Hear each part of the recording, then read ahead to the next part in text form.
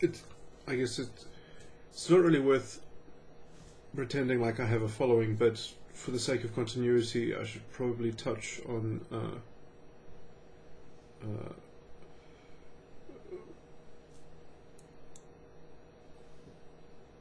in an earlier video, I made a remark which I would not like to retract, even although in the context it's even a bit embarrassing.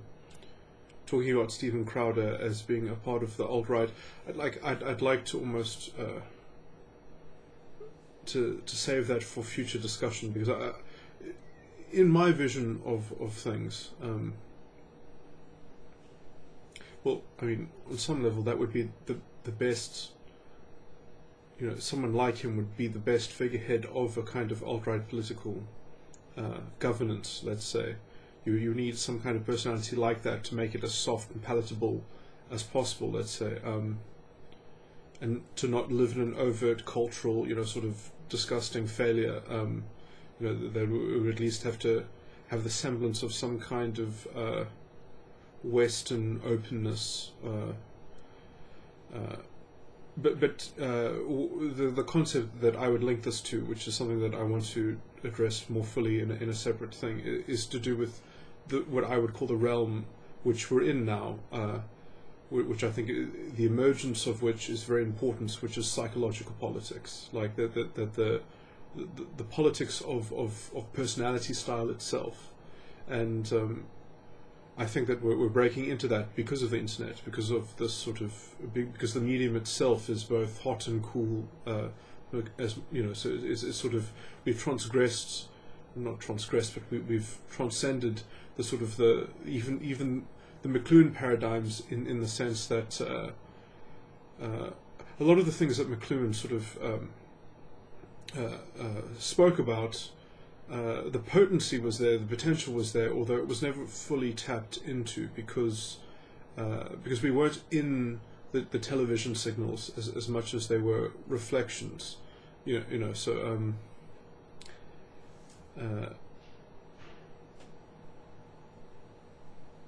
So so sort of how he spoke on and on about television, I think, was only really unlocked with the sort of with the internet, which is sort of like a two-way television, for lack of a okay, I'm not going to go into issues like that, but and so now with our proper two-way televisions, we've got pattern recognition now, because of the information overload, which is both upload and download, not just download, basically, in the television thing, and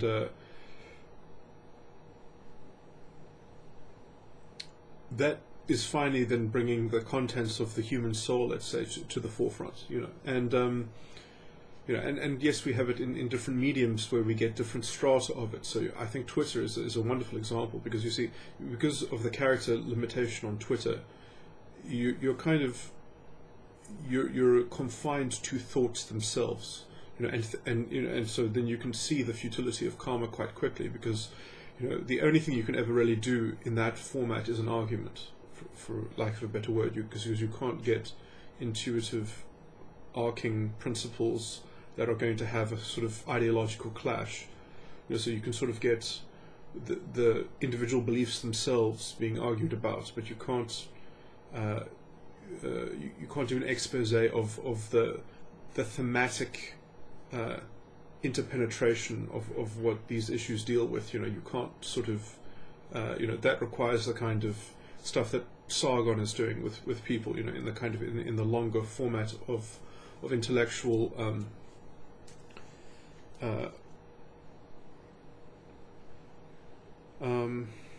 of which one can often see that how much progress is really being made. Are people talking at one another? How much can they actually interface in a level that actually moves at the rate of when new things are discovered or whatever. I mean, obviously people's capacity to research is going to fortify them in whatever disposition that they've generally had, that they're sort of going to make themselves a bulwark of their own style of curiosity, let's say. And then there are, different types of people that outsource their ability to ask about things, based on their particular profile, in terms of, you can break this down in various ways in what is generally received as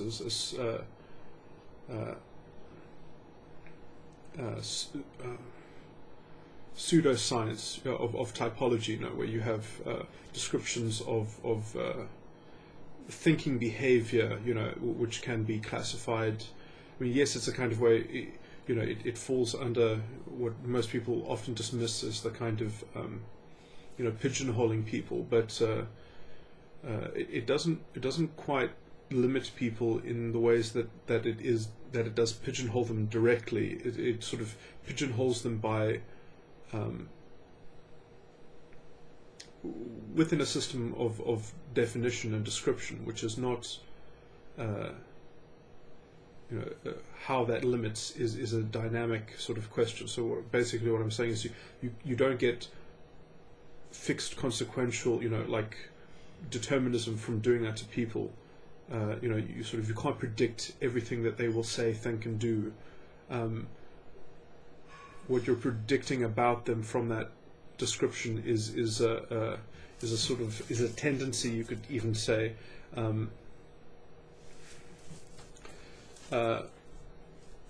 which does have pretty astounding things that you can draw from it. Whereas almost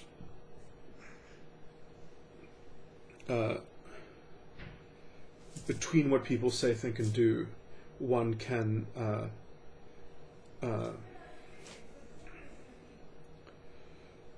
find a thread within those three things. So although it's kind of like you could even say it's like relativity itself. You can't know the position and the momentum at the same time, but you can know the joint value of that.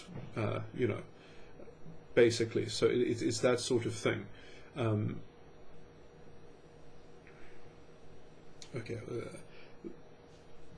so all these sorts of things that are need some explanation or some point of touch, and even to get to the interesting issue. But my point is that there are groups of people which, a lot of these typologies they're not perfect. They are approximations of something that are definitely real, but there are lots of people that fall through the cracks that literally cannot find a proper way to describe themselves within that particular set of typology, and that's simply because the system itself is too approximate. But a lot of people do fall into it quite well. I don't think I want to go into, because I do know much more about why that is so, but that's too much of a thing to get into now. But let's just say that there are people that are worse than others for public discourse, simply because they appear to think, but they do not think.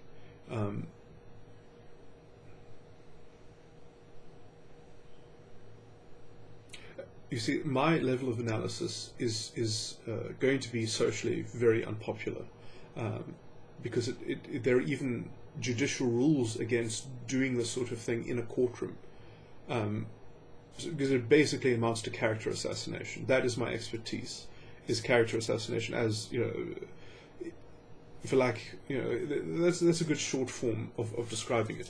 So it's a psychological perspective, and to see the limit that is inherent within a personality style, and some manifest in vastly different ways, especially in the context of a kind of socio political culture as well. Because some people's false egos will sort of redirect what they're doing in a kind of onto themselves, so it'll kind of be a sadist, a masochistic, sort of repression of some energy or something like that. Which can also have a sort of an atmospheric, karmic influence. But there are some that are certainly much more pernicious than others, and the people that primarily, would be lumped in by this would be the intuitive feelers, which in socionics. So in MBTI, generally, I'm talking about that whole quarter of humanity, which are intuitive feelers. And in socionics, they're actually, this has nothing to do with the beta title that is often used in internet slang, but they're literally called the beta quadra in socionics. Now, it's interesting because I do think that this overlaps perfectly with, when you look, I would say the only accurate voting things that one could trace in Nazi Germany, the last valid, sort of thing that you can extract from that historical example, is that the Nazis won 20% of the vote, and I think that you cannot get more than 20% of the population to believe in this stuff. To actually be like, you can go along with it, if you're in another quadra, but only 20% of the population is susceptible to actually being a true believer, and it's the same for the SJWs, because it's the exact same.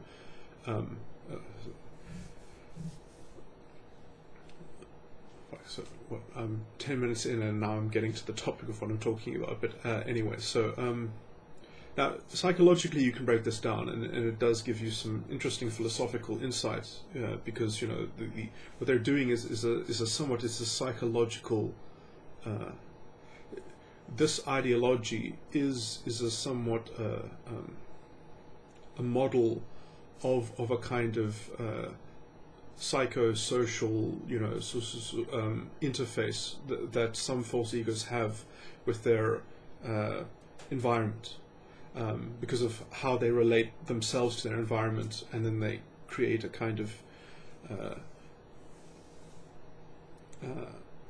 now I would say that generally the success of the West has always been in the suppression of this particular group of people, because they are awful. They are, like, literally they are toxic. They're sort of. This is why I think generally also humanity has sort of moved away from itself and expanded, because generally what happens is in let's say a tribal setting or something like that, if you have a leadership structure, or the people that have the power, let's say, right. There's certain types of personalities, and I'm literally talking about individual political relationships, right? That if some people get a hold of the power and they control the culture and they create the thing that sort of they get hold of the engine that replicates, how the whole thing sort of replaces itself in the next generation. If they get too much of a hand in that, they literally make it toxic. And young people especially, and this was even in Nazi Germany, so this is going to be my example, is there were children that were born in Nazi families, right? And their parents were true believers, but the children were just not so, they were not, they were intuitive thinkers, let's say. And they thought their parents were disgusting. They thought their parents were infantile retards. They really thought that they were so pathetic, that their culture was pathetic, that what was in their heads was pathetic, right? And the only way to sort of cover over that, because this general tendency is so toxic, usually it's confined to a strata. So in general, it's sort of suppressed by the elite. It's how it's the quintessential low class. It's that sort of mobbery of and so for example, in some subcultures, so I think even Thomas Sowell talking about how the so-called black culture was not black culture; it was just the culture of the South, which itself was just a really toxic subculture, basically. And then it was identified with identity with the identity of, you know, like of sort of not selling your identity out, so sort of aligning yourself with that toxic culture, and therefore being repressed by it, because even the white people that have that culture are backward, you know, basically. They're sort of, they fortify themselves in this kind of political, you know, mindscape, and they're just, you know, the sense of right and wrong. Okay, I can get into the specifics of it, which is actually what I want to do, because I've made this video to specifically address this guy that was talking to Sargon about the culture war. 15 minutes in, I mentioned the title of the subject. So I've touched on a lot of things.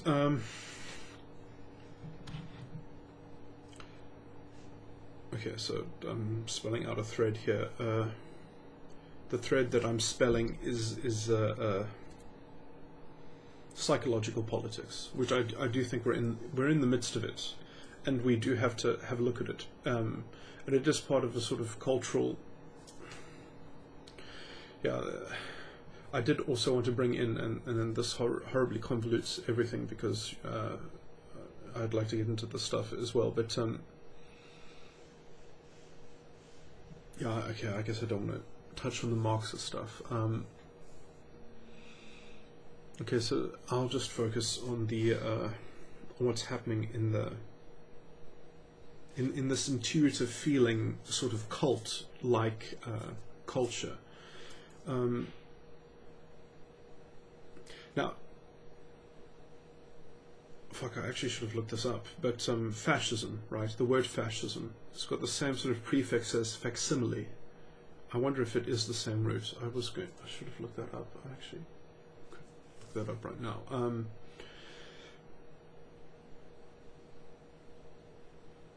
Okay, well, I shouldn't have brought it up, I guess, since I don't know. But I would say that there is a facsimile that's going on there, where you sort of the other, the ideological enemy. There is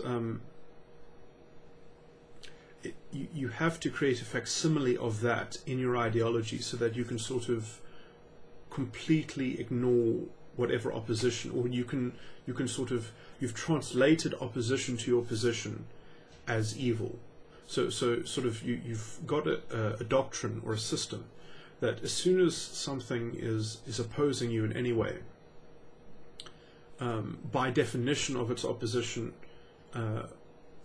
you can label it as problematic, and you know, this you can see very clearly in the sort of microaggression, you know, sort of system. There, it's clearly at work, you know. So you've got these very toxic people,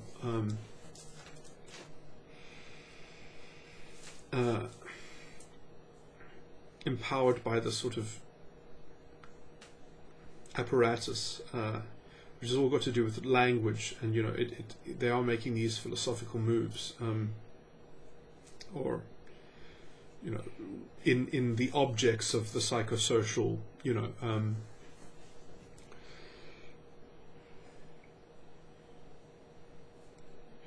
so okay, I guess I thought that I would explain those, because there is a lot of sort of nuance and things like that, and it does get convoluted, and it is hard to refer to it, because it is sort of, you know, the minutiae of it is weird, and but you know, when you actually have it all spelled out nicely, it helps you know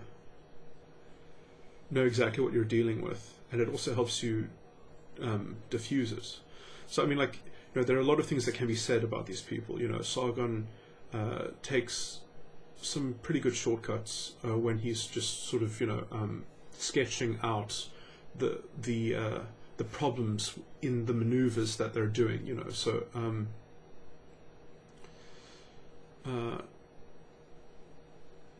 but I do think that there is value in being able to contend with them on the level at which they're acting, because then you can actually diffuse it. And I mean, I can talk directly to these people, and I do believe I can diffuse them. I mean, obviously, there's nothing you can do if they're in a pack of wolves, you know, and they're literally escalating it to the point of violence, or, you know, just like literally, you know, shouting something through a megaphone that they literally can't hear anything else. So, you know, that is something that you're not going to be able to, I'm not going to be able to contend with. But, okay, let me see if I can lay it out. So it comes out very clearly in the microaggression thing, you know, and then they'll try to rationalize it, but, you know, they're always in denial, I guess, about their own mechanics that they are relying on. But basically, whatever has happened to them, they are not the principal victim of it. The group is the principal victim, let's say, and they are a representative of that group in being the victim. That is where they get their power, basically. Because then already they have introduced an objective schema, right? They have got a narrative at work. And so unless you attack that narrative, you're fucked, because you're not gonna win the argument with them if you leave that narrative intact. So you have to identify it as a narrative, and you have to explain, and it's very easy to explain how that narrative is just completely illegitimate and invalid.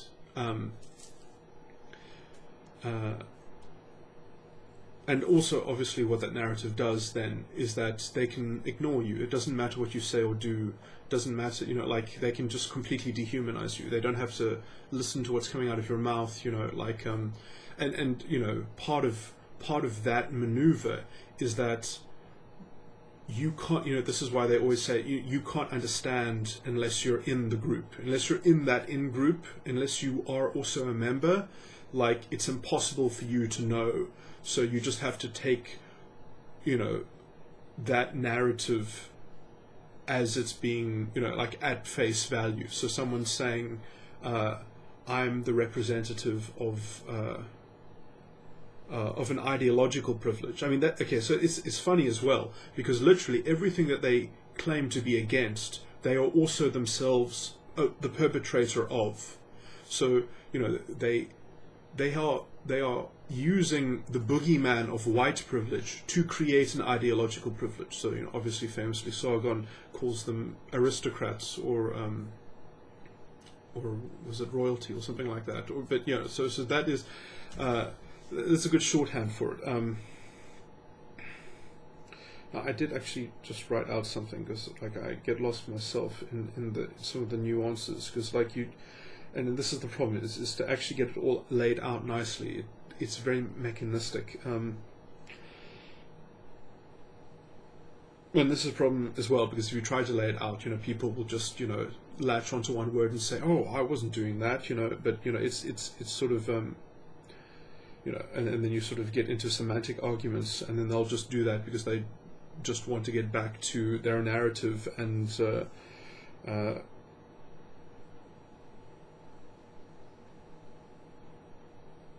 be like, oh, well, you can't prove that link to that link, or something like that. Fuck, where did I write this?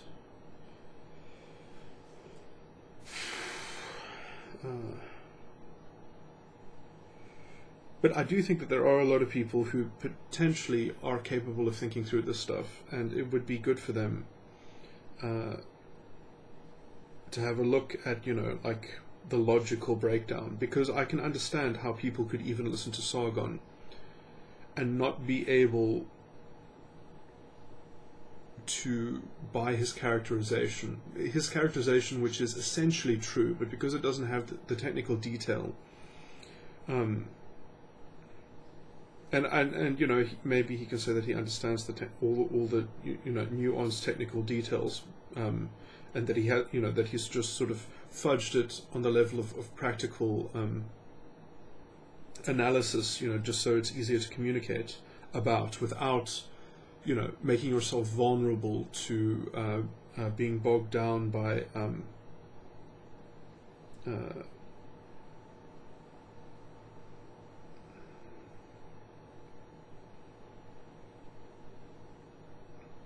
by people who aren't really interested in actually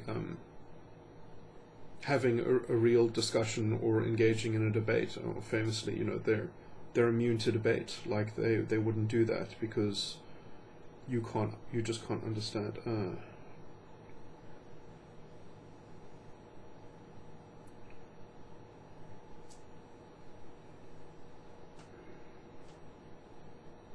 Okay, well, okay, I guess one of the okay, I will find it as well because there will be better things as well. Is that they cannot do what they're doing as an individual. So whatever is happening in like the microaggression is really the best thing to focus on, because that is a concretized thing where it's actually grounded in reality. So you can like literally have a thought experiment where you actually have a real person experiencing a microaggression. Now the thing is that, for example, if you just had that person receiving the microaggression, but let's just say they weren't part of a group, let's just say they were the only member of that group, like let's just say that somewhat that whole historical narrative around the disadvantage of that group, it only existed in the disadvantage of an individual human being. They didn't belong to a larger group that had the same similar experience. They only had that particular advantage that imposed on them by the system, even, let's say. So whatever they're saying ideologically, but let's just say it doesn't apply to a group, just apply to an individual who is now receiving the microaggression. Like who is at fault. So basically, if you have an individual interaction that transpires as a microaggression, but there wasn't this group that that was this the crime that everyone should just be completely fixated on in their mind, because they should have been drilled into them from a young age. They should have been completely re-educated into that ideological deconstruction of events. They wouldn't be able to get angry that they had been, if it was just an individual, you see. Because basically what they're saying is like, don't talk to me without respecting the history of the world. Like that's what they're making, an objective reliance on a sort of, on a meta fact, on a meta objective scale, so they want to rely on the base truth, which is beyond you to understand. So you must just live beneath it. You must just, you must be subject to it.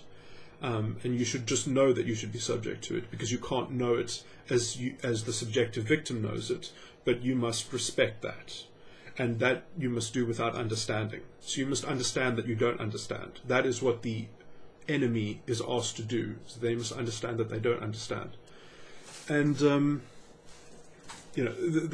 you can start to see how that starts to sound like fascism.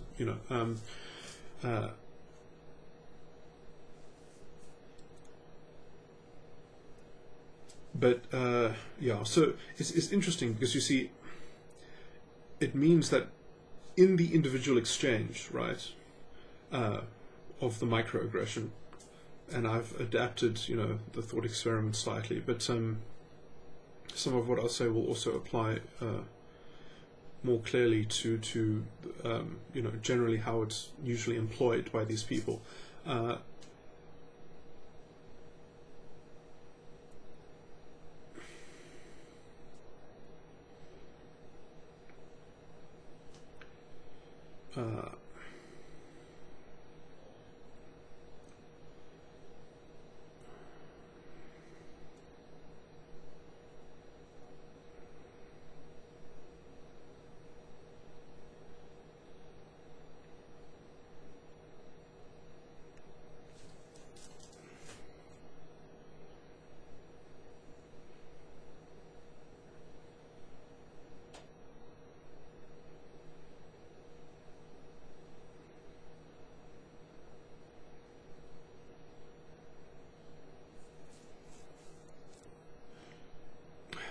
There was a stronger way to put this, but I'll just say that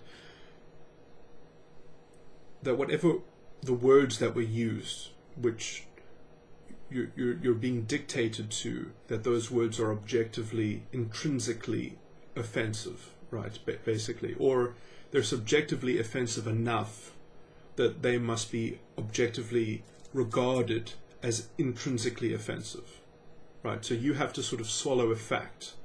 So because of their subjective rationale or you know, sort of relationship, because of, you know, this huge travesty of history and of the past, that now intrinsically language itself must be policed on an ideological weighting, right? So you have to self-censor your microaggressions according to this ideological weight, which you are expected to adopt, basically, or be a bad person. Let's not go further than that. Obviously, it can escalate to any insanity, but let's just say that you're a bad person if you don't do this.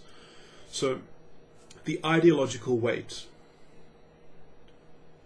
is not something you can negotiate about.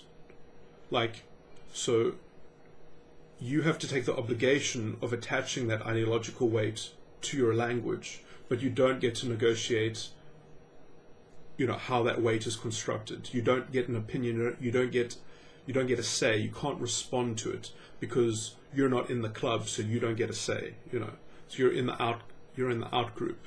So you can't rely on universal reason. There is no universal reason. It's just power or whatever. You know, that critique also works well to call it power.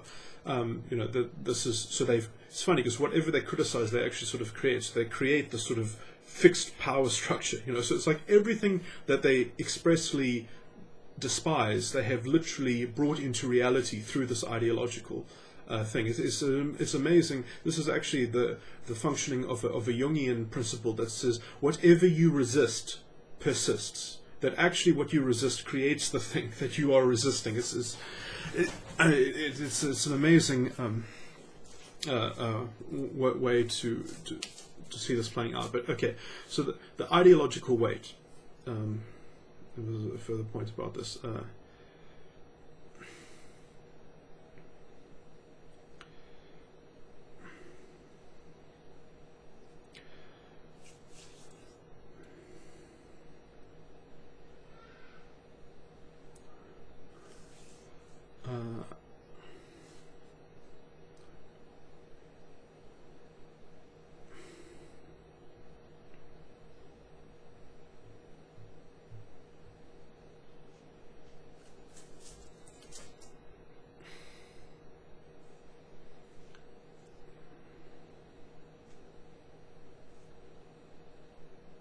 Okay, so the thing about the ideological weight is that it transforms an exchange between two people into an exchange between one person and like an objective historical group, you know, like that has its narrative that needs reparations, you know, that needs to have its racial pride re-established, and sort of, you know, that needs to have a special ideological dispensation granted to it through the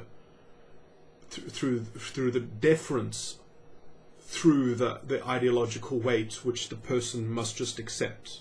So it's like, I'm just having a bad day, so you better just, you know,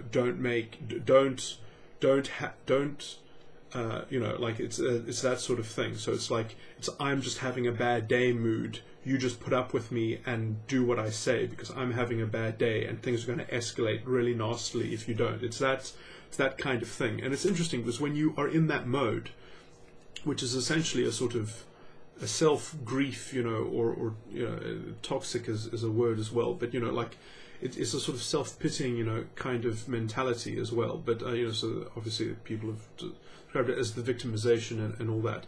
But it's interesting because literally you can make the microaggression true by applying the ideology to it. It becomes true because you believe in microaggressions. You see, this is the thing. It's a self-fulfilling prophecy. because, like, for example, I literally was part of, I wasn't the main person in this debate, but I was just it was on the internet. But someone was saying, giving the example of her own microaggression that happened to her because she believed in this stuff, and she was debating this other guy, and I was sort of also part of the debate, but it didn't, didn't go smoothly. But I mean, it didn't go too horrifically either, I would say. But either way, and the example was given, and I think this is a fairly good example, which was that someone said to her, "I think you're cute for a fat girl," or "I think you're hot for a fat girl," or something like that.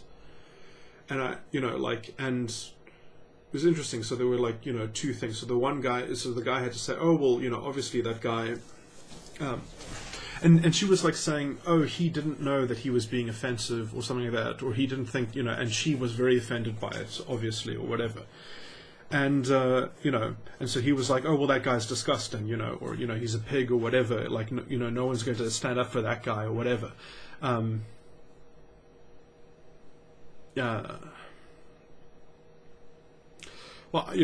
I took a more nuanced view, which was that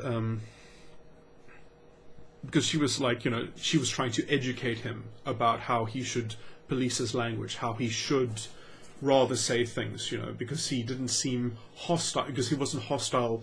She described him as, like, he honestly didn't think he was being offensive, and so, like, I had to try and educate him or something like that.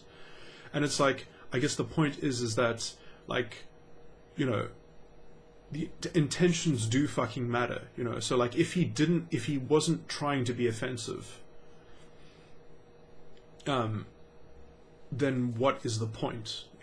Like really, like, so, like, literally, you just want to make the world a better place by this person walking around with this sort of, confined language manacle in their head, And I mean, so my explanation, which I think is almost archetypally, it sort of wraps this all nicely in a bow, which was that, like, well, maybe he was, like, literally trying to pick you up, let's just say, like, he was trying to be cheeky by sort of throwing it out there as a bit of banter and seeing how you could possibly play with it, or if you might play with it, or how you would throw it back at him to, like, it could have developed into something, like, because that could be some way that you engage with a stranger.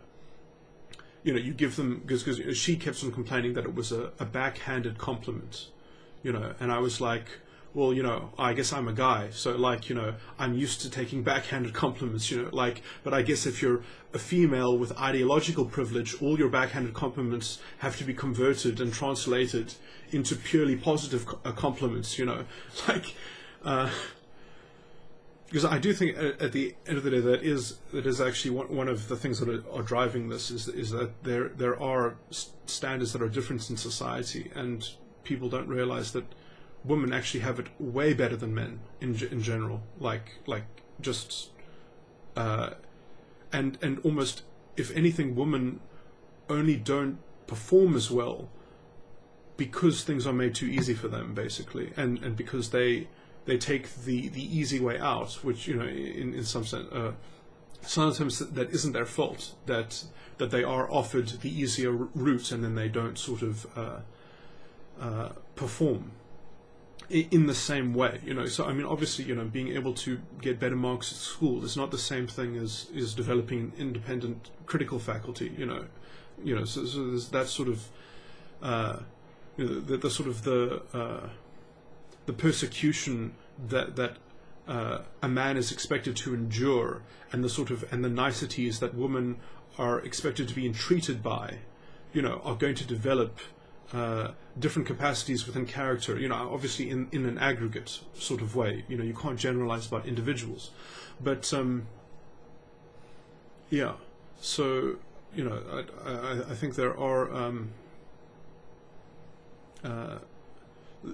that, if anything, yeah, okay, well, I'm not going to go too much into that tangent, because it's going to sort of, perhaps it's going to poison the explanation of people to look into this, but you know, so sort of the soft, what do you call it? Are you away? Yes. About what time will you take Granny? Uh, Grandpa? I think I'll go at 9:30. Okay, so you'll be there at 9:30. Yeah. Okay. Do you have to get water? I don't know. Should I find out? Okay. Okay, I'll have to cut that out.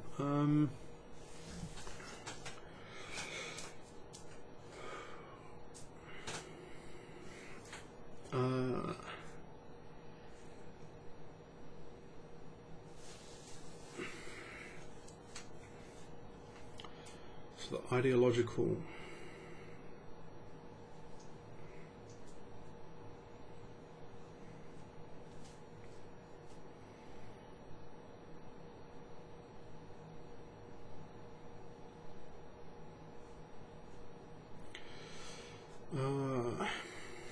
let me get back to okay, so getting back to the microaggression.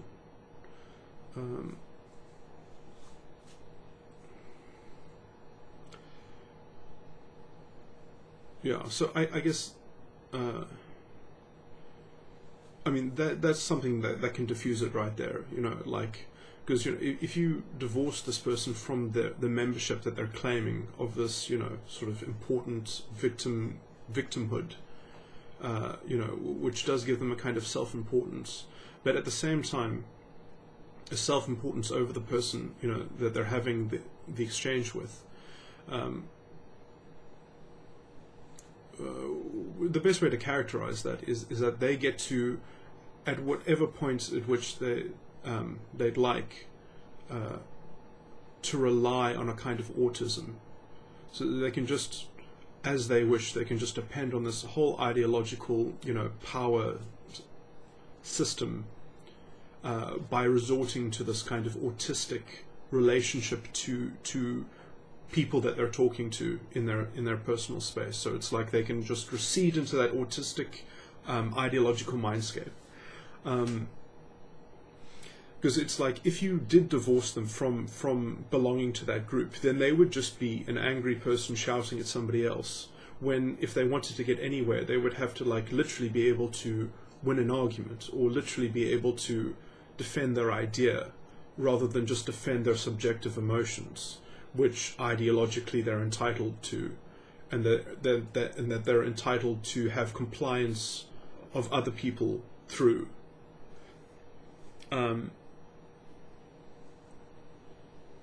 Yeah, it's worth pointing out how the Nazis worked. So you must realize that the Nazis were the original sacred victims in their mindset, right?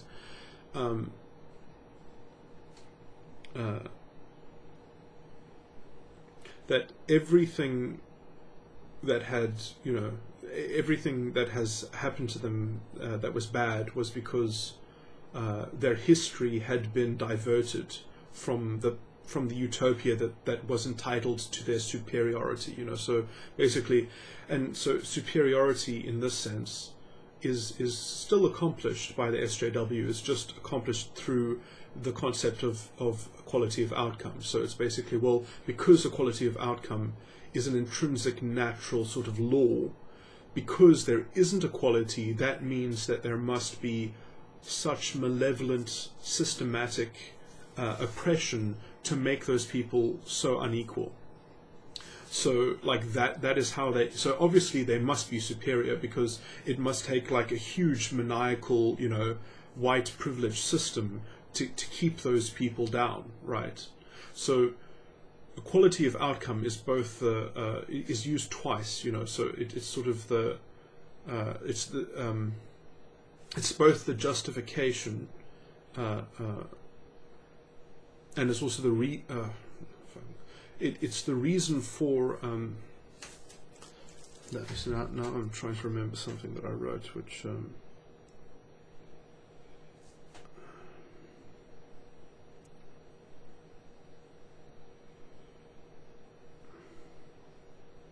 you know, and this is the problem when they just remove the context from absolutely everything, because this ideological narrative is immune to context.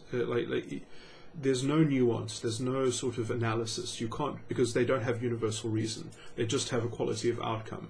That is the proof of the white privilege, of the evil overlord, or the systematic oppression. So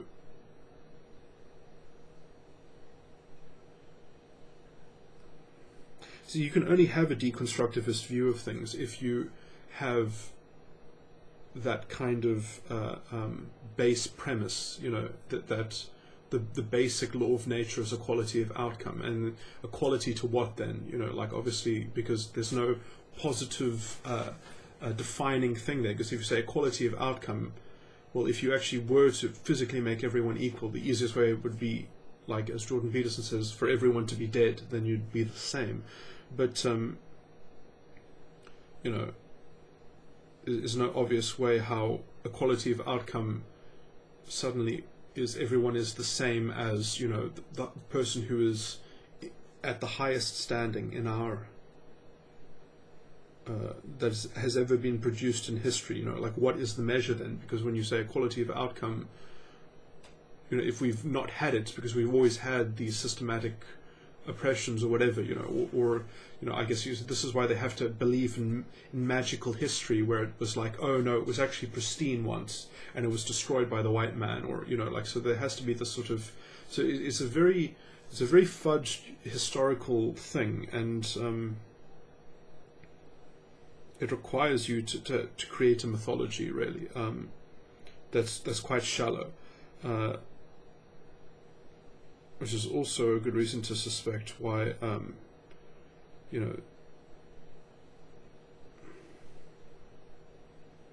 they have to be on the attack just to keep their ideology functioning. You see, because if they do actually win, they degenerate very quickly, because they have to have a scapegoat. They have to have because if they won, then it would have to be, oh well, some people have inherited some of the white privilege thinking, and that's why our system is not as optimal as it could be, because we've got these sort of ideological sleeper agents among us, and we have to root them out. We have to make ourselves pure again, and what is actually happening there, what that mechanism is actually doing, is it's literally converting the culture, which is imposing a sort of the mentality of the intuitive thinker. Okay, I'm going back now, but literally it forces everyone to think like they think in terms of in-group and out-group, and they always see themselves as the policemen of justice for their in-group. They see themselves, which is, okay, I should have perhaps characterized this first, but this is the worst thing about these sorts of people. This is generally what they'll do. How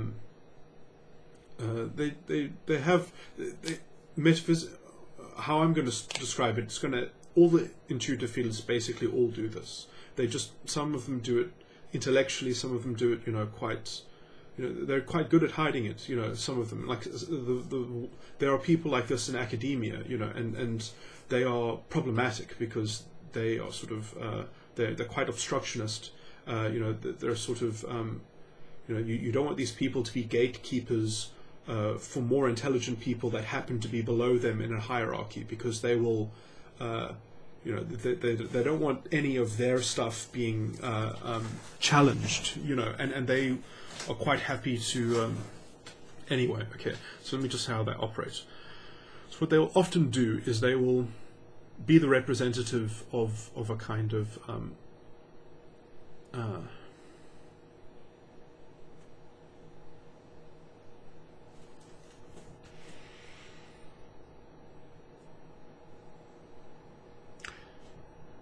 so a kind of an instantiated, like moral precept, so they'll just sort of reduce it to like the law, basically. They will impose, the law, which is, like a social kind of law that promotes their interests of their group.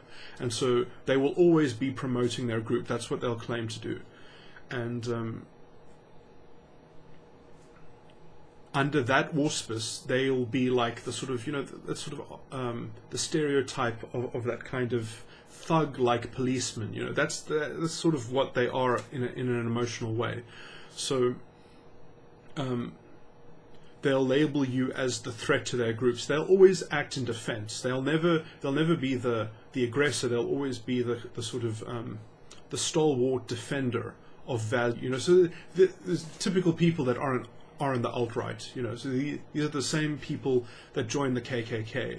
So it's funny because I do think they said the Democrats were more into that than anyway. But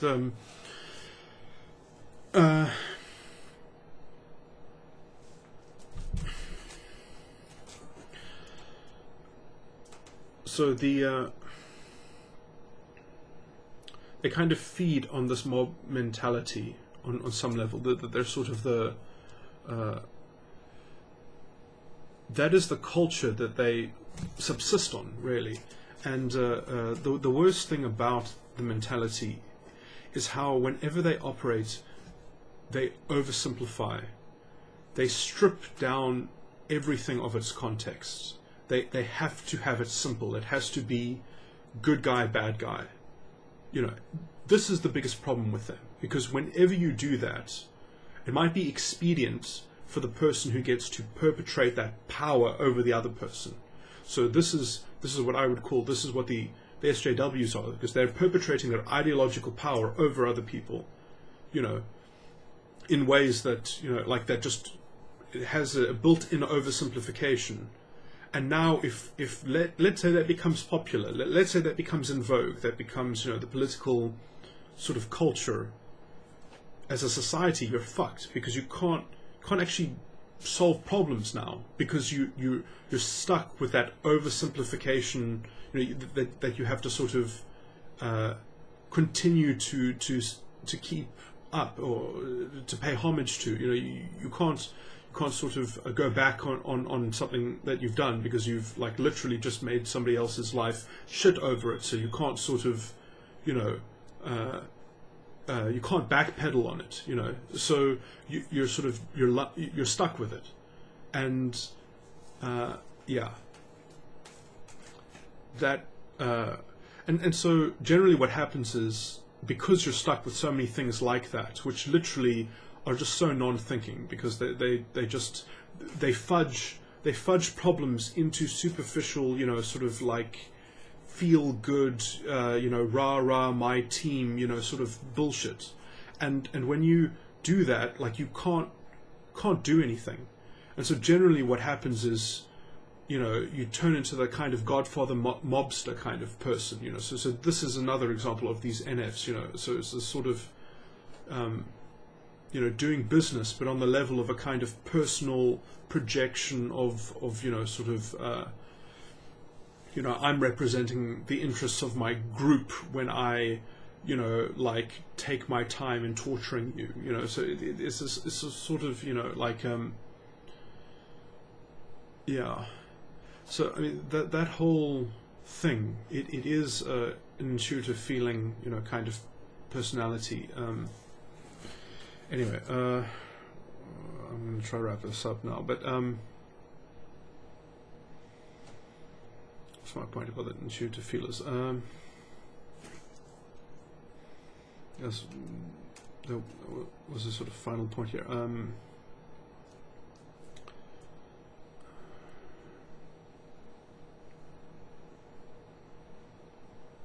Oh, well, yeah, so this is generally why they have to have a whole separate system running on the side, where they actually kind of get things done, but, usually because they don't care about the details too much anyway, as long as it looks like it's working, it turns into a kind of cronyism, corruption, so, I mean, sort of, this is weird to sort of make analogies, so you can just imagine this is analogous to what must happen in the personal lives of these people, because on some level they do need real energy. They do need to actually have a conversation with someone that isn't just ideologically laden with like mouthing off about, because it's such a sort of negative thing. They even themselves need a respite from it, and this is also, you can see that this is the game that you have to play, that the Nazi propagandists had to play, and I mean it happens on the radio where I live in Cape Town, in South Africa, where there's probably going to, there could even be a white genocide in a few months' time. That they sort of, it was around December last year, they ramped it up so high, all the press, around fomenting this racial, kind of, all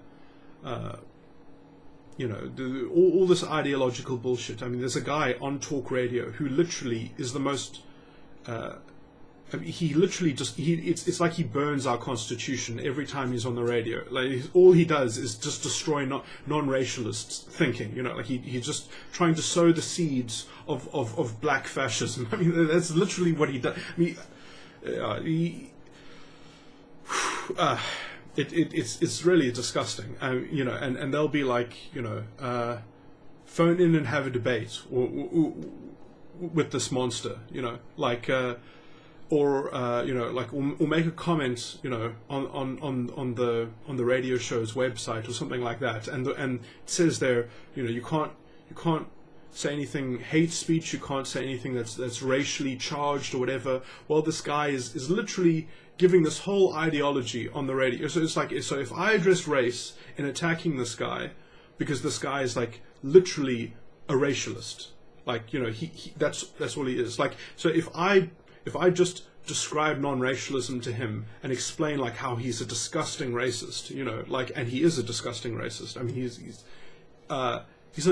a monster. He really is. Like, anyway, okay, this is, but it's sort of the same pseudo-intellectuals that, because I mean, a lot of people that are intuitive feelers, some of them are also homosexual, I guess, and they, believe in the whole intellectual thing of the sort of utopian vision. It lets them get their rocks off in their personal lives, in their psychological sense. I mean, because for these people, they love to be in those cultures where they're at war with the other tribe, basically, where they're projecting their racial prestige and they're building their, it's like their own little castle of utopianism, and they get to be part of this group that gets to police the morality against other people. That's what it exists for, so that people can, what's my point?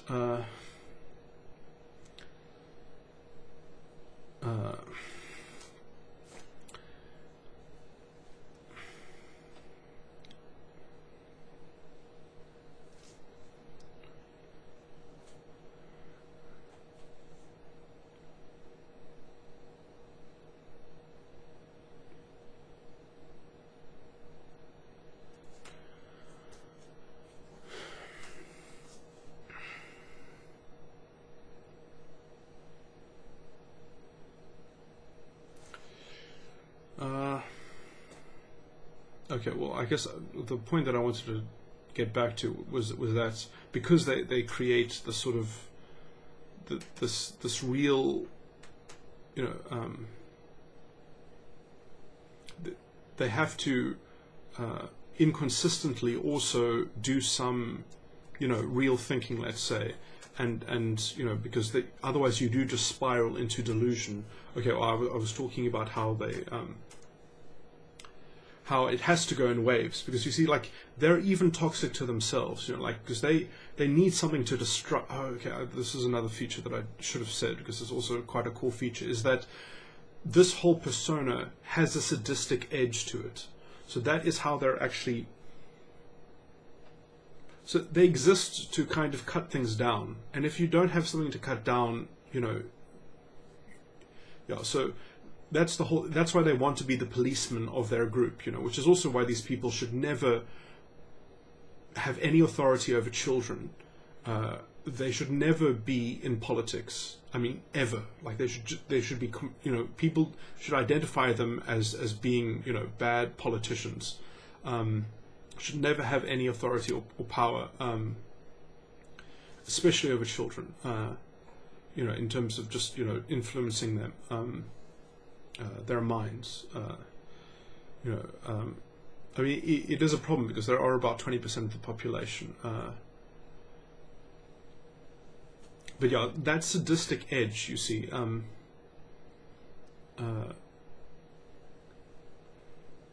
it has to deconstruct something. It has to actually be applied to something. And so you do need to like actually have something which then you can develop more things to deconstruct. And so, like, even the Nazis exhausted this in themselves, because they would build it up and then they would have to actually quell it for a while, and then they'd start again on something else, because otherwise it would start to become unbelievable. If you would just have one slope, you'd have to like literally try to find something that was different but in the same vein, and it's not really sustainable. Just as like in human beings, the false ego does kill you eventually psychologically. You can't live with it. It disassociates you from life itself. But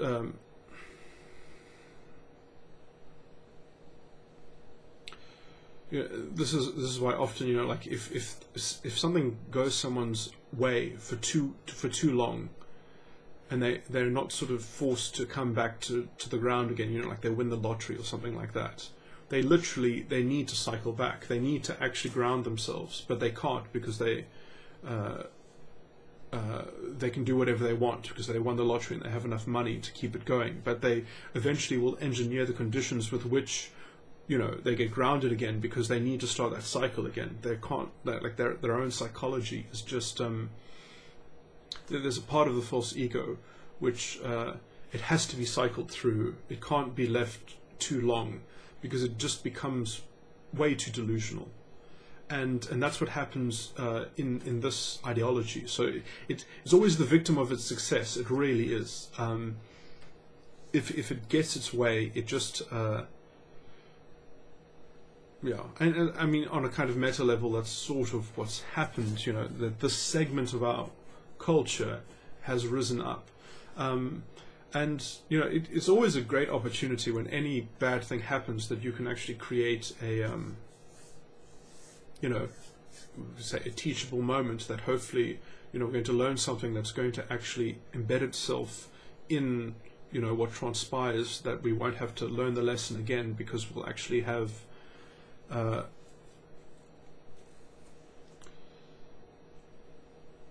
more developed culture, let's say. And I mean, okay, well, this now I'm circling back slightly, but this will be nice to cap it off with, is that Marshall McLuhan spoke about the global village. And so I'm quite glad that at this stage in history, because there's one thing that I would agree with, that we are winning the culture war, and that we will win it eventually, even in the eyes of the sort of in the normies or the mainstream or whatever. But my point is that it's good that it's happening now, and also in the context of the global village, because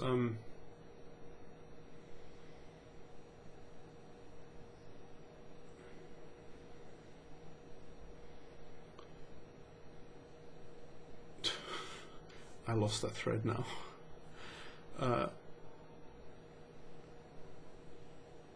But yeah, I guess because then I think the world will garner that lesson, that we could inculcate it into a sort of a platform that's going to serve us. And would have liked to speak a lot about Marxism in this, but that would have just made it way too impossible. I don't think anyone's going to watch this anyway, but yeah.